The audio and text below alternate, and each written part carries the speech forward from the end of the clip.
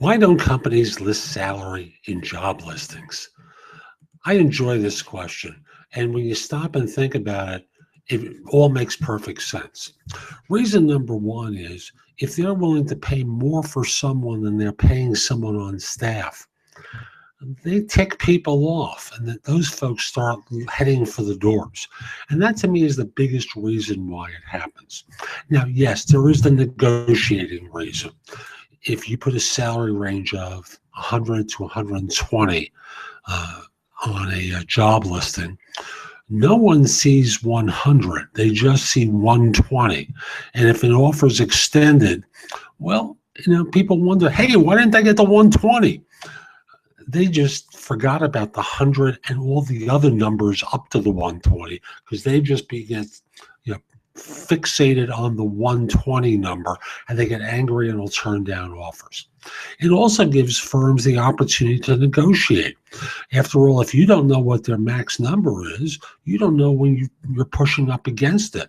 And thus, when the barrier to entry for them. If you don't have the information about salary, knowledge is power. They know what they can afford to pay, and they can get you for $10,000 less. They're real happy for that. So I'll simply say that is one last thing that when you look at most ads, they'll list a range of experiences. So let's say it says 5 to 10 years of experience. That pays 100 to 120. Well, most people just look at the 5 to 10 years and they're going for the most money, and they forget that a 5-year person is going to be paid less than a 10-year person. So firms are trying to avoid a variety of headaches. Now, on the other hand, third-party recruiters often include salary. Why? Because they don't want to waste time with people who are looking for more money than their client is willing to pay. They're more skillful in negating some of the arguments that come up when people say, it's a salary of 100 to 120. I just want to make sure that you hear this. 100 up to 120. So you could be making 100, you could be making 105, depending upon how they assess you.